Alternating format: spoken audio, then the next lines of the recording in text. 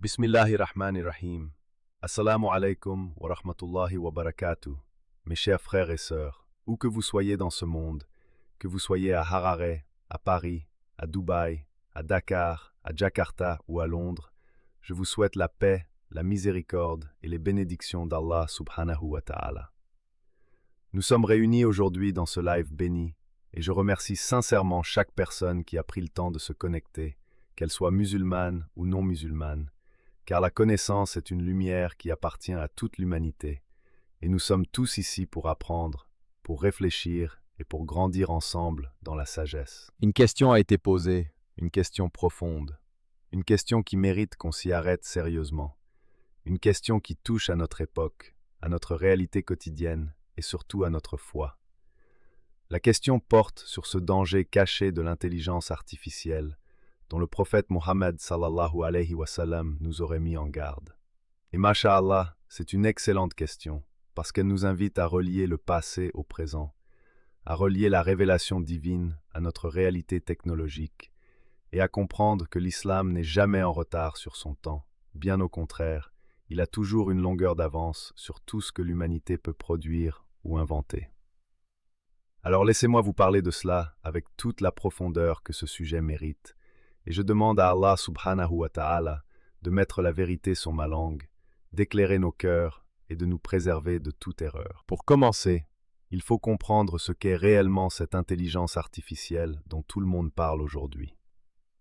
L'intelligence artificielle, ou ce qu'on appelle en anglais Artificial Intelligence, est un système informatique capable d'imiter certaines fonctions de l'intelligence humaine, comme raisonner, apprendre, communiquer, créer des images, écrire des textes, prendre des décisions et même simuler des émotions. Ce n'est pas simplement un outil comme un marteau ou une voiture. Non, c'est quelque chose de beaucoup plus subtil.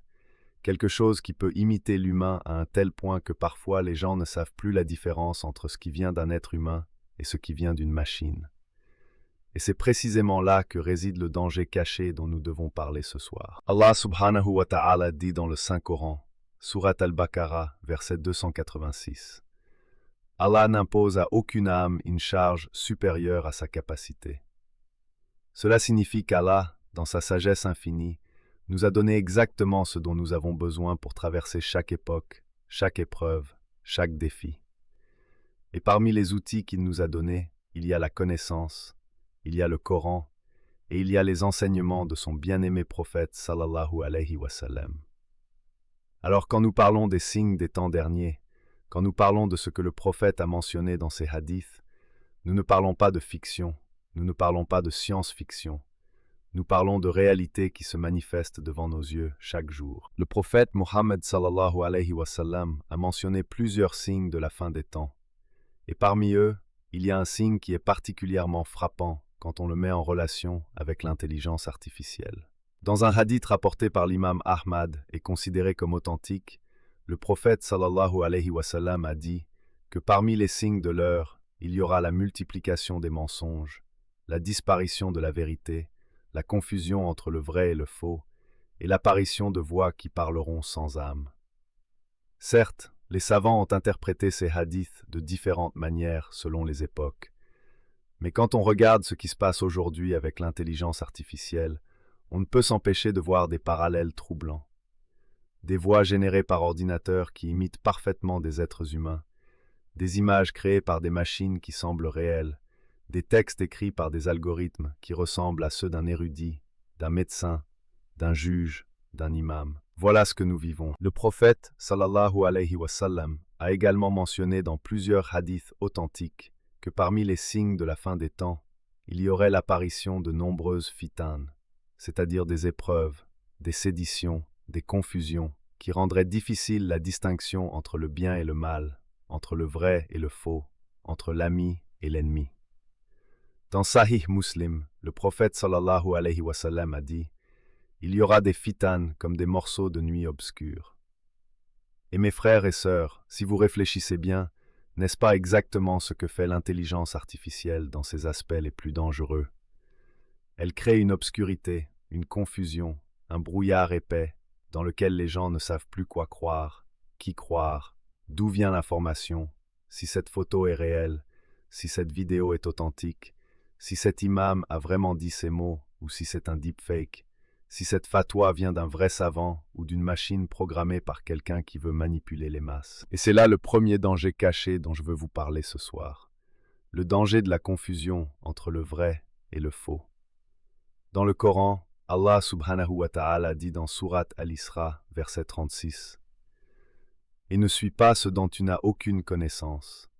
L'ouïe, la vue et le cœur, sur tout cela, en vérité, on sera interrogé. » Subhanallah, ce verset a été révélé il y a 14 siècles, et pourtant il répond exactement à notre problème d'aujourd'hui. Allah nous dit de ne pas suivre ce dont nous n'avons pas de connaissance certaine. Mais aujourd'hui, avec l'intelligence artificielle, les gens partagent des vidéos sans vérifier, des images sans vérifier, des discours attribués à des savants ou à des dirigeants sans vérifier. Et cette culture de la désinformation est l'une des choses les plus dangereuses pour notre Ummah et pour l'humanité en général. Le deuxième danger caché, et celui-ci est encore plus profond, c'est le danger de la dépendance et de la paresse intellectuelle et spirituelle. Mes chers frères et sœurs, l'intelligence artificielle peut écrire un coup de bas, peut répondre à des questions religieuses, peut même réciter du Coran avec une voix synthétique. Et le problème, c'est que si nous nous habituons à laisser les machines penser à notre place, à chercher nos réponses spirituelles auprès des algorithmes plutôt que du Coran et de la Sunna, nous risquons de perdre quelque chose d'irremplaçable, notre connexion directe avec Allah subhanahu wa ta'ala. Le Coran est Kalamullah, la parole d'Allah. Il a été révélé pour que tu le lises, que tu le médites, que tu l'appliques dans ta vie. Allah dit dans Sourate Sa'd, verset 29, « C'est un livre béni que nous t'avons révélé, afin qu'il médite sur ces versets et que les doués d'intelligence y réfléchissent. » Si tu laisses une machine te résumer le Coran, si tu laisses un algorithme te dire ce qu'Allah veut de toi, tu passes à côté de cette relation directe et personnelle avec ton Créateur. Et ça, mes frères et sœurs, c'est un danger spirituel majeur. Le prophète sallallahu alayhi wa sallam a dit dans un hadith authentique rapporté par Ibn Majah, « Demandez le savoir, même si vous deviez aller jusqu'en Chine. » Ce hadith nous enseigne que la quête du savoir exige un effort personnel, un voyage intérieur et extérieur, une démarche active. L'intelligence artificielle, quand elle est mal utilisée, risque de nous faire croire que le savoir s'obtient sans effort, que la sagesse s'achète en un clic, que la foi se télécharge comme une application. Mais la foi, l'iman, n'est pas une donnée informatique. L'iman est quelque chose qui se construit, qui se nourrit, qui s'entretient par la prière, par la lecture du Coran, par le zikr, par les bonnes actions, par les épreuves traversées avec patience. Le troisième danger caché, mes chers frères et sœurs, c'est le danger de l'imitation de la création divine. Et ce point est théologiquement très important. Allah subhanahu wa ta'ala est Al-Khaliq, le Créateur. Il est le seul à pouvoir créer à partir de rien, le seul à pouvoir insuffler la vie, le seul à pouvoir créer une âme. Quand l'être humain crée avec intelligence artificielle des êtres virtuels qui semblent penser, qui semblent ressentir, qui semblent parler avec sagesse, il y a un risque d'orgueil, un risque de tashabou, d'imitation de ce qui appartient exclusivement à Allah. Le prophète sallallahu alayhi wa sallam a dit dans un hadith authentique rapporté par Bukhari et Muslim, « Les artisans d'images seront parmi ceux qui seront les plus sévèrement punis le jour du jugement. Et il leur sera dit, donnez vie à ce que vous avez créé. » Bien sûr, les savants ont discuté de l'application de ce hadith aux différentes formes d'art et de technologie, mais le principe sous-jacent est clair. Il y a une limite que l'être humain ne doit pas franchir, la limite qui consiste à prétendre égaler ou remplacer la création divine. Allah dit dans Sourate Al-Hashr, verset 24, « Il est Allah, le Créateur, celui qui donne commencement à toute chose, le Formateur. À lui les plus beaux noms. Tout ce qui est dans les cieux et sur la terre le glorifie, et c'est lui le Tout-Puissant, le Sage. » Quand nous créons des systèmes d'intelligence artificielle qui génèrent de la musique, de l'art, des visages humains, des voix, des personnalités entières, nous devons nous demander, est-ce que nous utilisons ce don de l'intelligence que Allah nous a accordé pour rapprocher les gens de leur Créateur ou pour les en éloigner? Est-ce que nous utilisons la technologie pour alléger la souffrance humaine, pour répandre la connaissance, pour faciliter l'accès à l'éducation dans les pays défavorisés, ou est-ce que nous l'utilisons pour créer des illusions, pour manipuler les masses, pour diffuser de la pornographie, de la désinformation, de la haine? Le quatrième danger caché, et je veux que vous écoutiez ceci très attentivement, c'est le danger de la surveillance de masse et de la perte de la vie privée. Dans le Coran, Allah subhanahu wa ta'ala nous parle du Yawm al-Qiyamah, le jour du jugement, où chaque âme sera interrogée sur ses actes. Allah est Al-Alim, l'omniscient. Il connaît chaque pensée, chaque intention, chaque acte secret. Mais mes frères et sœurs, il y a quelque chose de profondément troublant dans la manière dont l'intelligence artificielle est utilisée par certains gouvernements et certaines entreprises pour surveiller, pour écouter, pour analyser le comportement des gens à leur insu. Des microphones qui écoutent dans nos maisons, des caméras qui reconnaissent nos visages dans les rues, des algorithmes qui analysent nos conversations privées, nos recherches Internet, nos achats, nos habitudes pour nous profiler, pour prédire notre comportement, pour nous manipuler. C'est comme si des êtres humains essayaient de jouer le rôle d'Al-Alim, l'omniscient, ce qui est une grave transgression des limites posées par Allah. Le prophète, sallallahu alayhi wa sallam, a dit dans un hadith authentique rapporté par Bukhari, « Ne vous espionnez pas les uns les autres, ne vous enviez pas les uns les autres, ne vous tournez pas le dos les uns aux autres, soyez des frères, serviteurs d'Allah. » Et dans Surat al-Hujurat, verset 12, Allah dit lui-même, « Évitez de trop conjecturer, car certaines conjectures sont péchés. Ne vous espionnez pas les uns les autres et ne médisez pas les uns des autres. » Ces enseignements divins et prophétiques nous montrent clairement que la surveillance non consentie, que l'espionnage, que la violation de la vie privée sont des actes contraires aux valeurs islamiques. Et l'intelligence artificielle, quand elle est utilisée à ces fins, devient un instrument d'oppression et non de libération. Le cinquième danger, mes frères et sœurs, et je pense que c'est peut-être le plus profond de tous, c'est le danger de la déshumanisation des relations. L'islam est une religion du lien, de la fraternité, de la rahma, de la miséricorde dans les relations humaines. Allah subhanahu wa ta'ala dit dans Surat al-Hujurat, verset 13, « Ô humanité, nous vous avons créé d'un mâle et d'une femelle, et nous avons fait de vous des nations et des tribus, pour que vous vous entreconnaissiez. » Pour que vous vous entreconnaissiez, subhanallah. Le sens de l'existence humaine, dans une de ses dimensions les plus importantes, c'est la rencontre avec l'autre, c'est la connaissance de l'autre, c'est l'établissement de liens authentiques. Mais aujourd'hui, de plus en plus de personnes, surtout les jeunes, remplacent leurs relations humaines réelles par des interactions avec des chatbots, des intelligences artificielles qui simulent l'amitié, l'amour, le conseil, le soutien.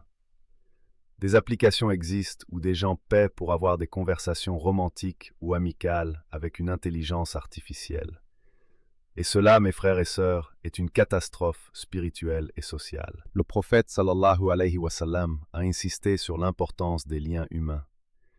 Il a dit dans un hadith rapporté par Bukhari et Muslim, « Aucun d'entre vous ne croit vraiment tant qu'il n'aime pas pour son frère ce qu'il aime pour lui-même. » Ce hadith présuppose une chose fondamentale, que tu as un frère, que tu as une sœur, que tu as de vraies relations humaines où se manifestent l'amour, l'empathie, la compassion. Si tu remplaces ces relations par des algorithmes, tu ne peux pas accomplir ce commandement prophétique. Tu ne peux pas développer la compassion avec une machine. La compassion, la rahma, se développe dans la souffrance partagée, dans l'entraide réelle, dans la présence physique et spirituelle de l'autre. Maintenant, mes chers frères et sœurs, et je veux que les non-musulmans qui nous regardent ce soir entendent ceci aussi, parce que ces enjeux concernent toute l'humanité, l'islam n'est pas contre la technologie. Absolument pas. L'islam est une religion qui valorise la science, qui valorise la connaissance, qui valorise l'utilisation intelligente des ressources que Allah nous a données. Allah subhanahu wa ta'ala dit dans Surat al-Rahman, verset 33, « Ô assemblée des djinns et des hommes, si vous pouvez pénétrer au-delà des confins des cieux et de la terre, faites-le. Vous n'y parviendrez que par une puissance. » Et les savants ont interprété ce verset comme une invitation à explorer, à découvrir, à repousser les frontières de la connaissance humaine. L'intelligence artificielle, quand elle est utilisée pour guérir des maladies, pour améliorer l'éducation, pour préserver des langues en voie de disparition, pour aider les personnes handicapées à communiquer, pour lutter contre la pauvreté, c'est une bénédiction d'Allah que nous devons accueillir avec gratitude. Mais la clé, mes frères et sœurs, la clé absolue, c'est l'intention et le cadre éthique dans lequel on utilise cette technologie.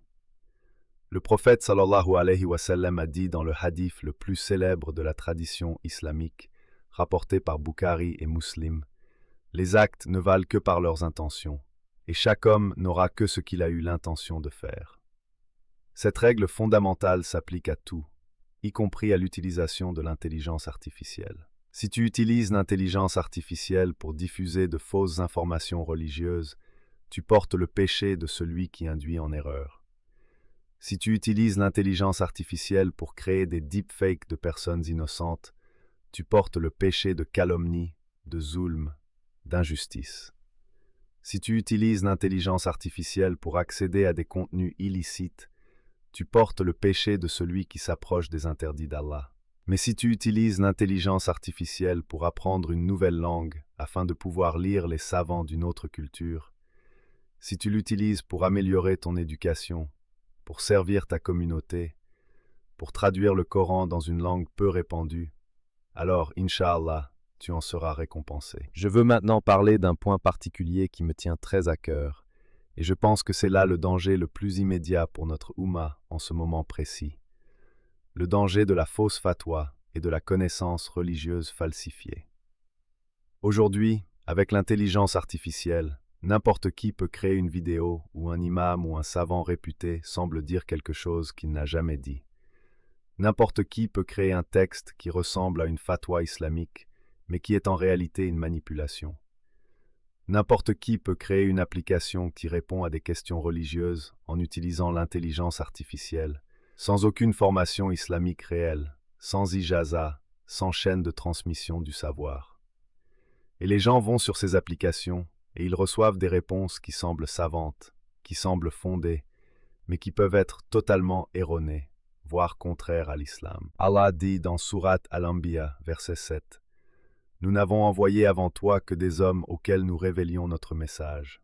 Interrogez donc les gens du zikr si vous ne savez pas.